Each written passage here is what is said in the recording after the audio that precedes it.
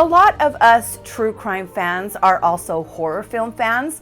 I know not everyone is, but there are many of us. There's a horror film that's one of those either love it or hate it type movies, and it's called Midsommar. I personally love it and actually like it more and more with each viewing.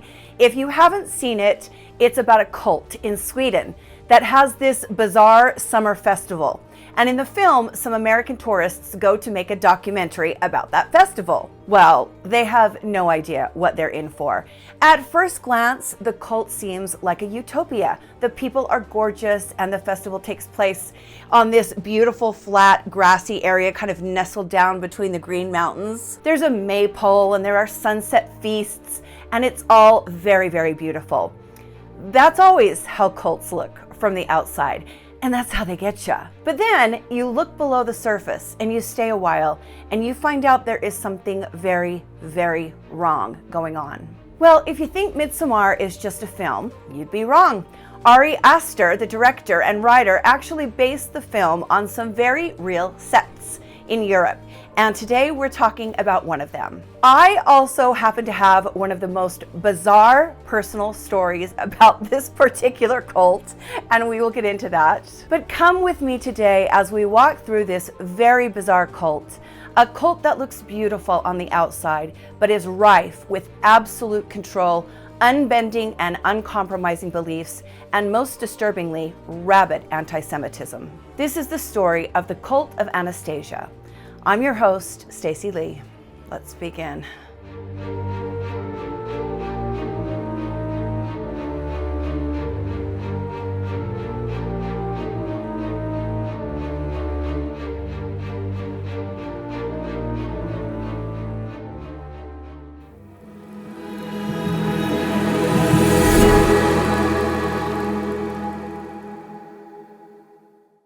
Our story begins in Russia in the late 1990s. A very small group of people began something similar to the hippie communes of the 1970s here in the States. Within a few years, the group had moved to Grabo by Blumenthal, which is a tiny area in the East German state of Brandenburg. There are only about 300 people there and not more than a few streets surrounded on all sides by farmland. The village has always been known for a very old church that dates back to the 16th century, and there is an old manor house as well. But other than those two attractions, there really isn't any reason for visitors to go to the area, and the villagers lived pretty much in isolation. But all of that changed around the turn of the century, when photos were published showing that a big change had taken place in the area. The villagers were now dressed as though they were peasants from an earlier century. They lived without modern conveniences, and they used traditional farming methods without modern machinery. A cult had moved in to the tiny village, and before long, it had taken over. This cult does not have an official title, and in fact uses several different names depending on the sect. But it is known far and wide as the Anastasia movement. I know some people say Anastasia, but I'm going to say Anastasia because I'm a white girl from Utah. Anastasia is also the genesis of my name, Stacy. It means goddess of the white waves. And I've just always said Anastasia, so that's what I'm saying today. The Anastasia movement is a back to the land group, back to nature. It believes in being part of nature, living on the land and with the land, providing for yourselves and staying very close to family while very distant from the modern world. That doesn't sound so bad, right? There are times I would like to disappear into the hills and live just with my family. It's difficult to get exact numbers, but there are 17 documented Anastasia movement locations throughout Germany from Bavaria to Mecklenburg. The members have practices that vary from settlement to settlement, and it is a decentralized movement. There's not like one guy that's in charge. There is no one gathering place, but the core values remain consistent throughout the different locations. Members reject all modern science and technology, and they practice herbal medicine only. No doctors. They spend their days farming and gardening, organic gardening, no pesticides or chemicals, and they believe in the goodness and healing power of fresh air and communion with nature. Still, this sounds pretty good to me. Sounds great, actually. Outside of the no modern medicine thing, which I think is super kooky. So with everything I've told you, why isn't this a great cult? Well, because it's a cult, for starters, and no cults are great. But this one, yikes. The members of this cult use a series of very recently written books as their Bible, as their scriptures. And this is where my very bizarre and uncomfortable story comes in about these books. The series of books that these people base their lifestyle on is called Ringing Cedars. And the main character in the book is a woman called Anastasia. Now, these books were only written in 1995. It's not that long ago. The books tell of a man who went to Siberia in 1995, and there he encountered a group of people living off the land and in union with the land. In this group is the woman named Anastasia, and she's a white witch, she's clairvoyant, and she's a hermit. She can also speak to the animals, and they speak back to her, but her real magic is in the trees. Now, mind you, the author of this book, he's a man named Vladimir Megre. He is still alive. He claims that all of the things that he writes about in these books actually happened, that they're all true. He is the man that traveled to this really isolated area and met this magical group of people. We'll talk more about that in a moment. But I want to stop here before we get into the meat of the books and tell you my story. This will kind of all come together as we go on through the book series, and you'll start to understand how all this fits together. So it's 2019. Lordy, that doesn't seem like that long ago, but it was a completely different world then, wasn't it? 2019 as opposed to 2024, I feel like the world has changed more in those 5 years. Am I alone in that? Am I crazy? Or are we living in a different world than we were in 2019? But anyways, I'm on Facebook. Now, I have to preface this by saying that in about 2017, I started to have some really serious health problems. At first, it was just kind of more than usual aches and pains. And then by 2019, I was very, very sick. I'll spare you all of the gory details, but these photos are of my hands. My hands were covered in this very mysterious, thick rash that spread kind of from one spot here and one spot here to all over the backs of my hands and down my fingers. It was so itchy and so painful. I would scratch it in my sleep and then it would bleed really bad. And I started having to wear gloves at night to sleep. Now, you know, when you have skin conditions like that, it's not from your skin. It's caused by something that's going on inside your body. I started seeing doctor after doctor. One of them told me I had MS. So I went through the grief of hearing that. One ran thousands of dollars of blood work and told me I had lupus. I actually found out I had lupus while standing in line for a ride at Disneyland. So that was fun. One doctor told me that I had POTS, which is a very serious and life-changing disease. Another one told me I had Addison's disease. I don't know why I kept doing this. That's not true. My intuition, I was listening to the experts, but they would always say like, you know, I think it's this, but I'm not sure. I think it's this. And my intuition said, just keep digging, like keep going to the doctors, keep going. You're going to find the right person. It's always important that we listen to experts, but you also have to listen to your own intuition. And part of the reason I didn't fully feel like I had any of these things is because every doctor was telling me that I had something different. I had to stop performing.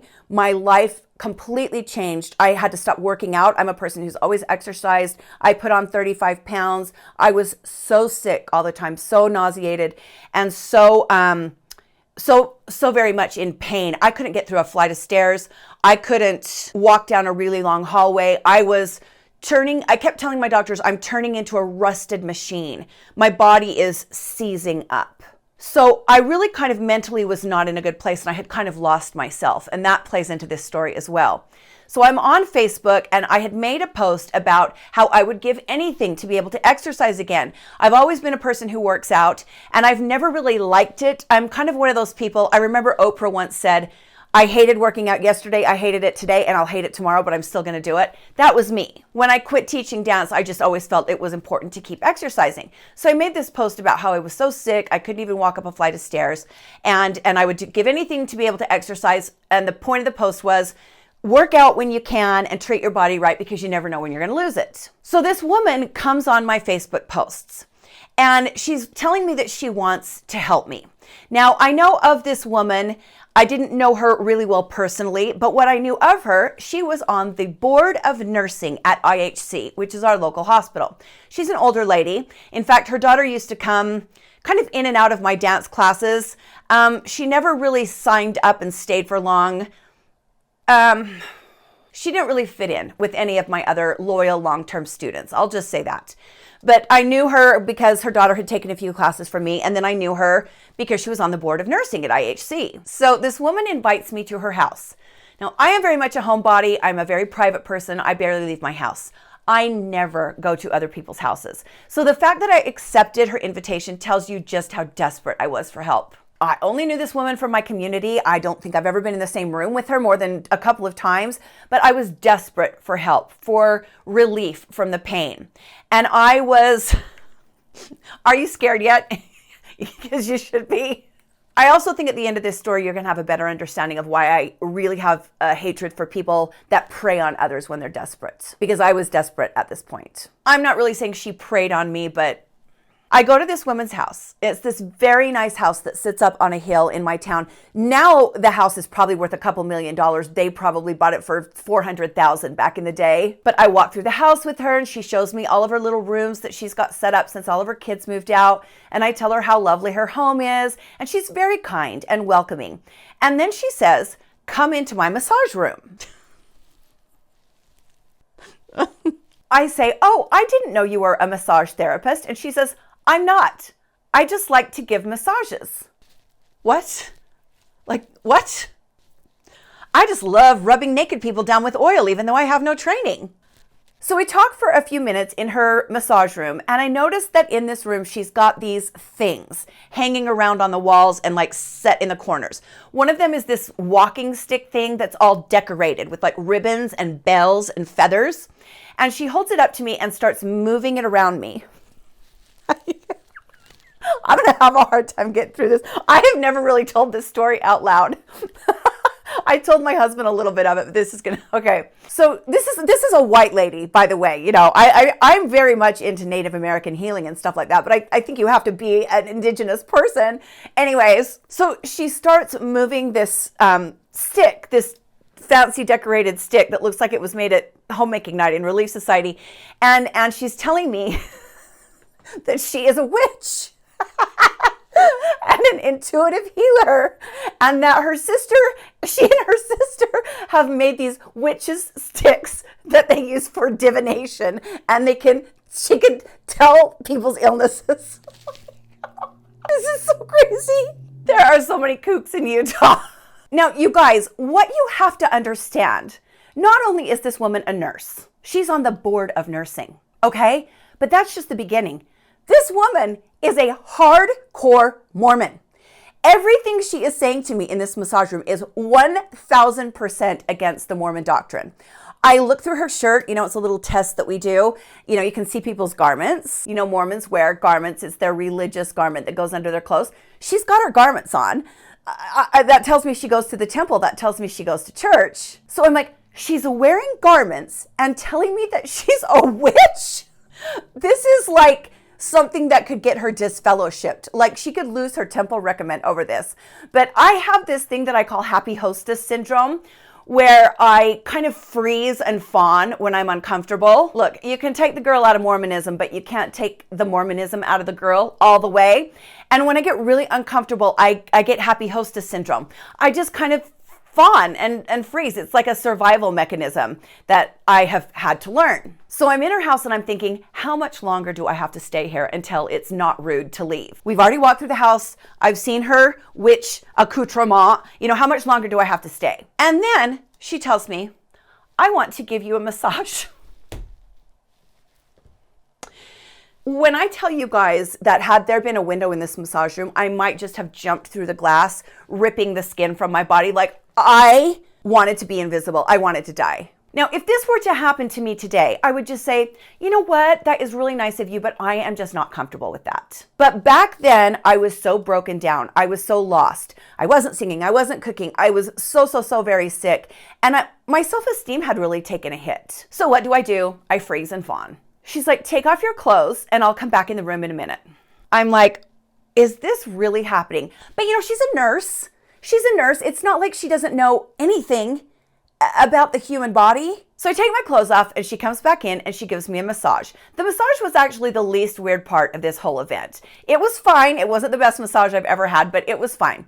So when she was done, I get up and I get dressed. And then she came back in the room and she gave me a bottle of essential oils, doTERRA, of course. Everyone around here is in an MLM. We're going to talk about that. You guys are very interested in that apparently. MLM is multi-level marketing. Everyone around here sells something. doTERRA or Lululemon, or not Lululemon, what are the other ones? LuLaRoe, leggings. They sell this drink. They sell Fields and Rodin for your face. Everyone's in an MLM around here. So I'm like, no. You don't have to give me this oil. They're like $35, $40 a bottle. I mean, you've already done so much for me, but she insisted. And then the real reason I think she brought me today came out. You guys know where this is going. She pulls out this book and she tells me, I have this book that is going to change your life. You are also a very powerful witch and a woman who has special talents. Now, I want to say I'm not closed off to any of that stuff. I'm actually born on July 15th, and in numerology, that does make me a witch, apparently. I've been told that by lots of my friends that are into numerology, and my zodiac makes me prone to being a witch as well. I'm a Cancer. We can talk about that another day. I'm not like totally closed off to spirituality and stuff. I'm not an atheist. I'm agnostic, but she was just her beliefs are so mixed up. She tells me I have to read this book so I can unlock my full potential and understand my very unique and powerful role on this earth. So she goes into this whole spiel about how this book is my destiny, and it's not only going to heal me, it's going to heal everything that's wrong with me, all my illnesses that I'm dealing with. It's going to change my entire life. I am so over this whole experience at this point in time. I'd been there for 2 hours. Look, it was a nice gesture. I don't think she was trying to get me into a cult or anything, but I didn't like feeling like there was an ulterior motive. Does that make sense? She was there to try and convince me to get involved in this movement with her, and I didn't appreciate that. I always feel like with the Mormon missionaries, they say, we're coming to you because we want to convert you and show you the truth. No, you're coming to me because your church wants more members. It's the ulterior motive that I don't appreciate. You're promoting something, and to me that seems very intrusive. Anyway, I take the oil that she gives me and I thank her. It was very kind. And I go home and I think about this and I'm like, what the hell? I'm going to buy this book. I got to know more about this. So I buy the book on my iPad. I would show it to you, but I use my iPad for my teleprompter. It's on my iBooks. And I start reading this book, and by chapter 2, I'm like, holy hell, this is a cult. This is a cult. I called my husband and I was almost yelling. I was so mad that I had wasted my day with this woman who had kind of tried to talk me into some culty bullshit. Anyway, I quit reading the book and went on with my life. 2020 hits, and we all know what comes in 2020. We've got the vid now. I'm on Facebook again, and I see this same woman who has just retired from being on the board of nursing at the hospital. While people lay dying inside from a horrible new virus that 100% would kill me had I got it before I was vaccinated. 100% would have killed me. This woman is at an anti-mask protest, holding up signs and saying that the body can heal itself. And they've got little tables of oils out and yada, yada, yada. And I went right on her post and told her what I thought of that. And then her little daughter got into it with me and I blocked them both. But I'm very popular in my hometown. Look, you can think whatever you want about the whole mask situation. Was it a lot? Yes, it was a lot. Did it hurt anybody to put a piece of cloth over their germ cannon to keep people like me alive, to keep my grandparents alive, keep my parents alive, to keep little kids with illnesses alive? No. Unfollow me. I don't give a shit. That's how I feel. Nobody ever told you you had to wear. Nobody ever said that you were going to prison or taking your freedom away. They said, well, if you don't want to get, then you might not be able to work here. Because it's a hospital where people are sick inside and you can't bring the virus in here. You might not have a job anymore, but no one's threatening to put anybody in jail or anything. These are the same people that want to take women's rights away from them and tell them what they have to do with their body. It just, absolutely boggles the mind. But at this point in time, I felt so angry and so violated by this woman. I felt like she had tricked me into coming into her house under the guise of giving me some medical advice as her decades-long career as a nurse. And it ended up being this weird ass, I'm a witch who can see inside your body, and I'm going to give you a massage, but oh, by the way, I'm not a massage therapist. And then to add insult to injury, she tried to convince me to look into this cult. I was fuming. And then I find out she's some far right-wing nut job, a nurse, saying vid isn't real and protesting putting a piece of cloth over her germ cannon in a fucking plague. Okay, I'm frazzled. I am officially frazzled. Plus it's hotter than hell in here under these lights. All right, I'm calm. So a month goes by and I'm watching Magellan. Magellan's like a service where you can watch documentaries.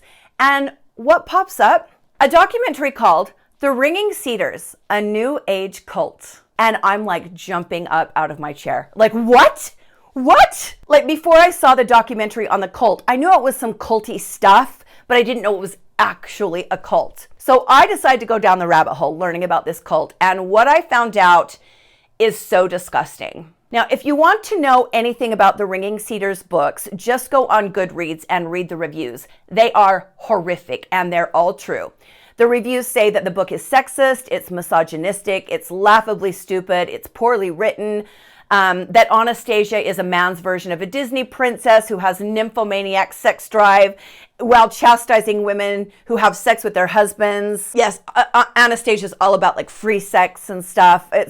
It's corny is what it is. It's corny.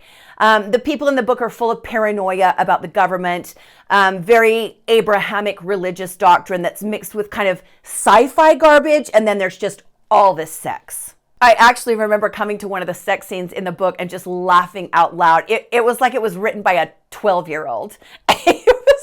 And then there are these fun passages about domestic violence. One of the reviews I laughed so hard at was a one-word review in Russian. And I clicked on the translation for the one word and it just said dirt. I don't know why I thought that was so funny. But the books are terrible. Anastasia lives naked in the forest. And oh, by the way, she has a fabulous figure. And he describes her breasts. And the book is so stupid. She never gets cold because when it's chilly, the bears from the woods come and embrace her and keep her warm. They snuggle her. She never gets sick. She eats only nuts and berries. And she preaches that the only thing people should eat are nuts and berries. She sleeps in a little shack sometimes. She has this beautiful singing voice and she sings while she's doing somersaults, naked somersaults. Ew. And she changes the world with her power and her thoughts. This next part, Anastasia and her followers, Anastasia is not a real person. This author, Merge, made her up. They believe she's real. Anyway, she never wears pants, especially not jeans. I can't believe I'm going to say this on TV. Because a woman draws power from the earth into her vagina. And when she wears pants, she is apparently robbed of that magical possum power by the jeans blocking.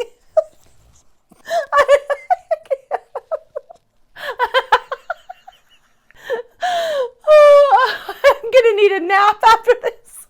Now look, I kind of believe in chakras and I do believe in, grounding and things like that. I do. I think there's a real healing power in like being outside and touching the earth. But sucking energy up into your vagina, energy that apparently can't get past a piece of cloth, but COVID can. I can't.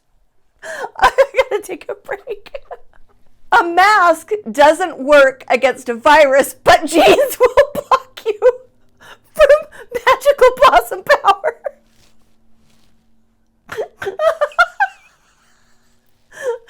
These people are just always so stupidly hypocritical. Okay. Whew. Anastasia preaches that all the women, you just gotta have that sausage wallet free and ready for action at all times. Women, you got to be naked if you're going to be running on a full tank of punani power.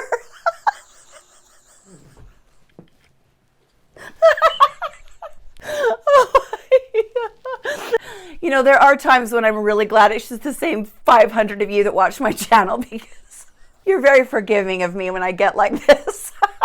Anyway, these are terrible books written for, I don't know who they're written for. I mean, yes, I do. They're written for people like the woman who invited me to her house that day. They're written for people who are already prone to magical thinking because they were raised in a religion, a high demand religion. They're written for people who are primed to believe in things that are a little bit ridiculous. They're written for people who maybe do have a love of the earth, but maybe not such a great sense of discernment. And they're written for people who are looking for a leader and who want to believe in magic. So why should we care? That's always the question when we talk about cults. Why should we care if some people want to believe something kooky and weird and goofy? We have to care about cults, and we have to monitor them because they hurt vulnerable people. They hurt people who are, like I said, primed for magical belief thinking. They hurt people that are vulnerable. They hurt people like me who are sick and weak. I should say was sick and weak. I mean, I will always be sick, but I'm a lot better than I was. We should care because there is a growing wave of anti-Semitism sweeping the world right now, and this movement is a part of the reason why. Now look, if you are so small-minded that you believe one group of people is worse than another group of people, because of their skin color, or what they do with their dangly bits in private, or because they were born over this imaginary line or that imaginary line, there is nothing I can do or anyone can do, nothing I can say to help you. It is the year of our Lord, 2024, and if you haven't figured that shit out yet, I am not the creator for you, and this is not the channel for you, and that's okay. I'm perfectly comfortable saying that because I know that most of my friends and viewers here on this channel know who they are. We don't do bigotry here. We don't do extremism in any form, right, left, up, down. We just don't do it here. So I know, and I'm comfortable saying that most of you care about anti-Semitism. I know that most of you also care about the equal treatment of women. And inside the cult of Anastasia, it's bad. Members believe in this ridiculous concept called telegony. I hope I'm saying that right. This could be one of the stupidest things I have ever heard that modern people still believe it. I can't start laughing again or I'll never get done. And that is saying something. Telegony is the theory, this idea, and it goes back to Yahtzee-ism in modern times and then way before that, before the 1940s. Telegony is the theory, the idea that a woman's first sexual partner leaves a genetic stamp on her future offspring. You heard that right. There's no egg and sperm here, folks. No biology, no science, just straight bullshit. The idea is so... People that believe in this stuff are so stupid. If you gave them a penny for their thoughts, you'd get change back. These ideas are obviously kept in place to control women, to control their sexuality, to control their bodies.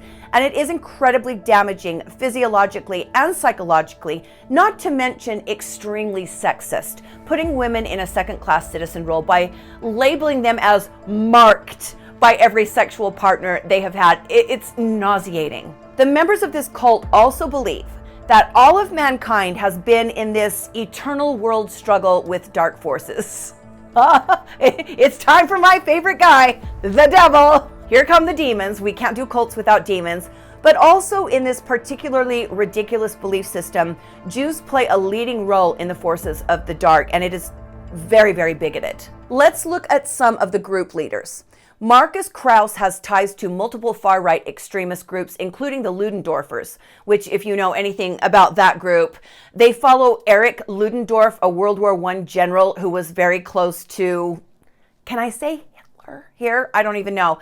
Another one of the cult's founders is Frank Willy Ludwig, who has openly attended neo-Nazi rallies and also appeared as a speaker at a Holocaust denier conference. So we are dealing with some grade A wackos here. We've got this weird combination of far-right, anti-Semitic, anti-woman, and anti-science ideology mixed with this hippie-style Mother Earth commune, grow your own garden stuff.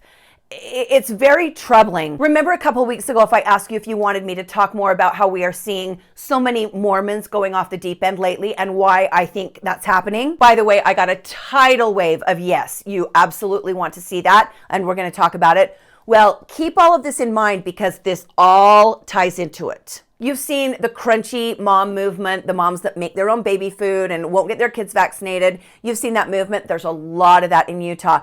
And it's got this weird tie to far-right extremism. I'm not talking about Republicans. Republicans are great. Republicans are wonderful. I'm talking about the nut jobs. I'm talking about the far-right nut jobs. It's got real ties to the Q people, to the anti-science people, but yet they're all about health, and it's so weird. But what would I know? Because I'm blind to all of this, you see. I don't have my eyes open. I'm not aware as to what's going on because, you know, I've been beaten down by the world. I mean, you should hear the stuff people say to me. I consider myself a pretty moderate person, and I despise politics in all form. But this right here is some shit that is very, very scary. And all sane and level-headed people should be worried about it. And if you don't think so, I'm sorry, you're one of them. This stuff is bonkers, and the German government agrees. There are actual petitions and laws being proposed in Germany right now to deal with this cult. There are anti-extremist groups in Germany as well that are very concerned about this movement, and they worry that this exterior of ecologically friendly, back to the land cult is very quietly moving to different parts of their country and buying up big parcels of land. Well, I mean, big for European standards. And they're kind of getting a foothold in this area, and the German government and the German moderates don't like it. Andrea Jolie, I hope I'm saying that right, who is an area representative in the German legislature, says, quote, "This is a far right-wing movement that takes over rural areas. When they arrive, the people in the villages think that it's nice to see young families coming in. They don't realize who's coming in, and by the time they do, it's too late. They're there." Nika Davidov, an anthropologist at Monmouth University, has been studying the Anastasia movement since 2015, and she says, quote, "In Russia, this group is very legible as crypto-nationalists. It's xenophobic. It's Russia for Russians. It's the idea of let go back to good times, even if those good old times are mythological." I'm not going to say it, I'm not going to say it, I'm not going to say it. As humans, we have a tendency to romanticize the past, and it's a real problem because the past ain't so great. The scary thing is this movement is spreading. The Anastasia movement now has locations and settlements in Chile, Canada, Hungary, here in the US, and there are people all over who have a real problem with it. And I bet you are never ever going to believe this, but the cult sells products online. Oh, we hate capitalism and we hate the modern world. We hate the internet, but buy our products made in a factory on the internet. Yes, folks, you too can have a real-life vial of Siberian nut oil for only $128. Small price to pay for a magic elixir that's going to instantly cure you of all diseases. You can even buy a tiny slice of a ringing cedar tree tied to a piece of leather lacing handmade by tiny children in China. You want amulets? We got amulets. Tinctures, concoctions, books, soulmate pendants, teardrops. Come and give your money to the group that hates capitalism and technology that's selling you shit on the internet.